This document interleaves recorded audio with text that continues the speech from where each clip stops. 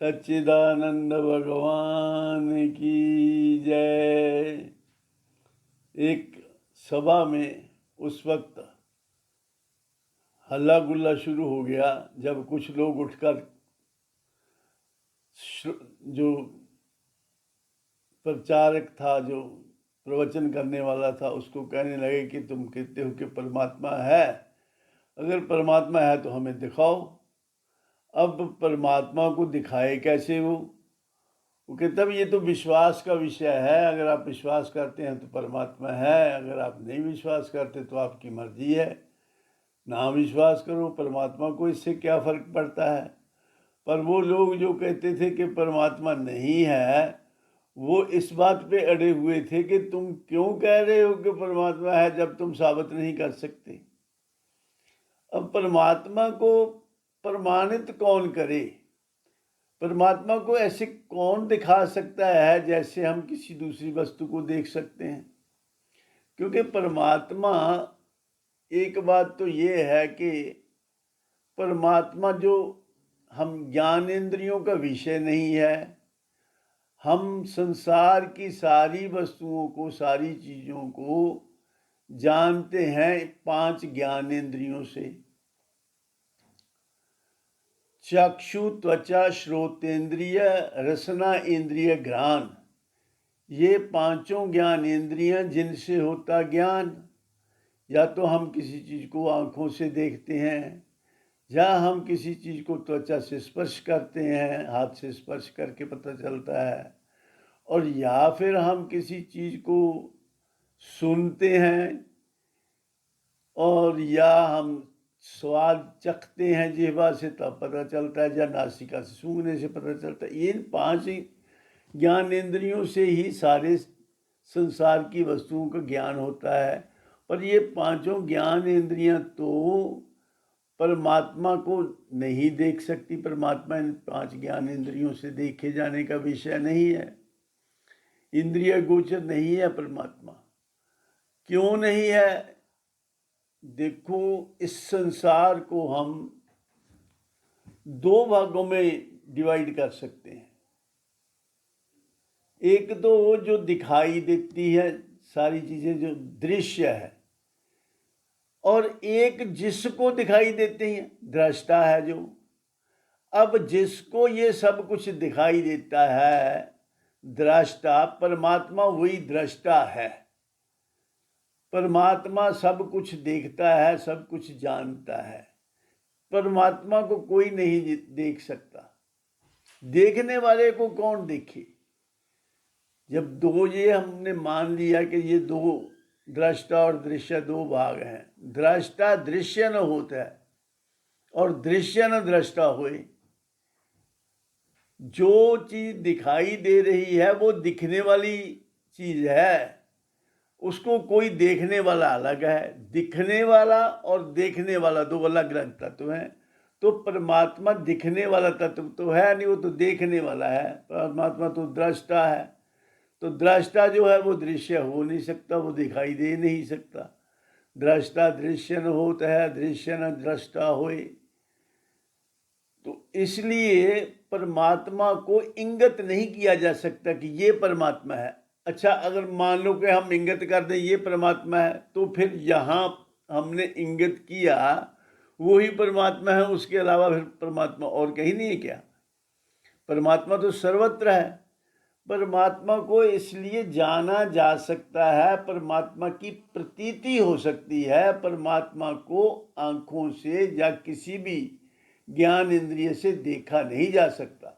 भगवान ने गीता जी में आत्मा और परमात्मा दोनों एक ही तत्व के स्थिति अनुसार 2 नाम हैं। जब हम वही परमात्मा जब शरीर में होता है अंश रूप से, तो उसको हम आत्मा कह देते हैं। और जब वो सारी सृष्टि में व्यापक है, तो व्यापकता तो उसे हम कह देते हैं कि परमात्मा है। आत्मा और परमात्मा कोई अलग अलग चीज नहीं है, अलग अलग तत्व नहीं है, एक ही तत्व है। 2 अलग अलग तरीकों से हम उसको बयान कर देते हैं।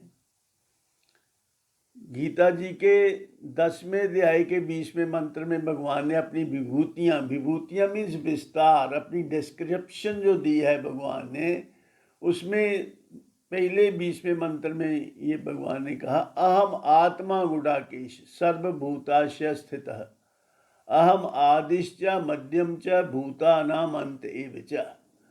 मैं सब प्राणी मात्र के शरीरों में रहने वाला आत्मा हूँ। तो भगवान कह रहे हैं कि मैं आत्मा हूँ, इसलिए आत्मा और परमात्मा में कोई अंतर नहीं हो सकता।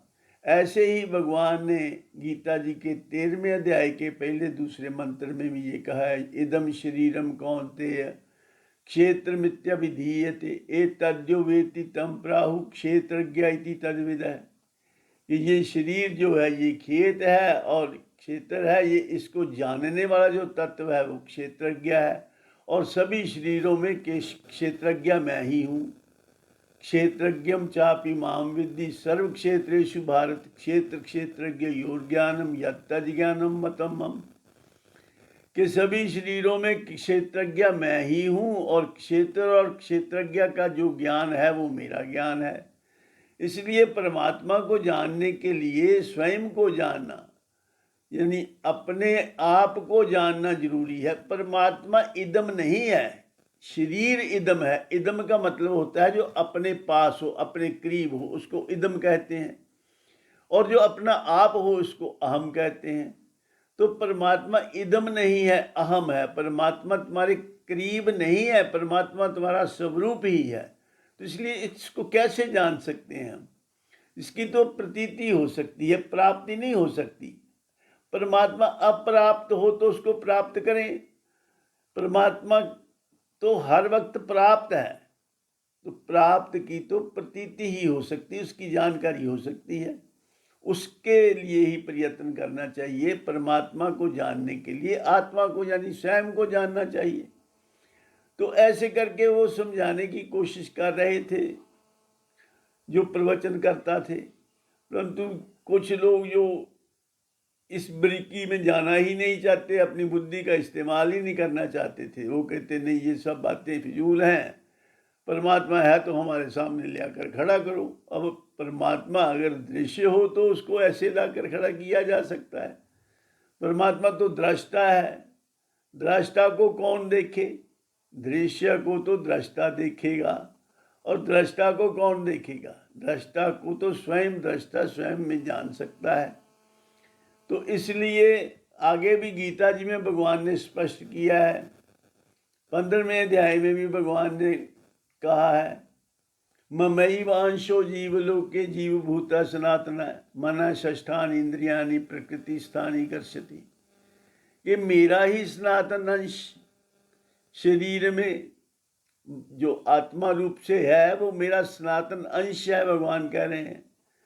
तो भगवान तो हमारे सबके शरीरों में है। भगवान को बाहर कैसे देखा जा सकता है? भगवान को जानने के लिए, देखने के लिए हमें भीतर जाना पड़ेगा, अपने अंदर प्रवेश करना पड़ेगा। अब ये सवाल पैदा होता है कि अंदर कैसे जाएं, कि अपने अंदर आप कैसे जाएं, स्वयं के अंदर कैसे जाएं? How to look inward. हम अपनी आंख की पुतली उल्टी करके तो नहीं देख सकते इनवर्ड। इसकी चर्चा हम आगे बाद में करेंगे कि अंदर जाने की विधि क्या है। अंदर और बाहर कुछ नहीं होता। हम अगर बाहर से अपना ध्यान हटा दें तो हम अंदर हैं। कैसे ये करना, इसकी चर्चा फिर अगले एपिसोड में करेंगे। जब तक हम अंदर जाने की कला नहीं सीख लेते, अपने स्वयं के अंदर जाना और वहाँ परमात्मा की प्रतीति होना, ये जो है इसके लिए अपनी अटेंशन बाहर से हटाकर अंदर करनी पड़ती है, जिसको हम मेडिटेशन, योग कुछ भी कह सकते हैं। यही असली प्रार्थना है, क्योंकि परमात्मा बाहर नहीं है। बाहर तो परमात्मा की जो बनाई हुई सृष्टि है, उसमें परमात्मा को देखना तभी संभव है जब हम परमात्मा को अपने अंदर देख लें। तो सब कुछ भीतर बाहर नाही, बाहर ढूंढे सो भरम भलाही। बाहर ढूंढना जो है, यो गलत चीज़ को हम गलत जगह पे हम ढूंढ रहे हैं। तो वस्तु जहाँ हो वहाँ ही ढूंढो तो मिलेगी, अगर वहाँ नहीं ढूंढोगे तो और कहीं कैसे मिलेगी। तो छोटी सी घटना, एक बुढ़िया सड़क के किनारे लाइट, जो स्ट्रीट लाइट है, उसमें हाथ जमीन पर फेर के देख रही थी, कुछ चीज ढूंढ रही थी। तो कुछ लोगों ने आके पूछा, माता जी आप क्या ढूंढ रहे हैं? तो कहती, बेटा मेरी सुई गुम हो गई है, मैं वो ढूंढ रही हूँ।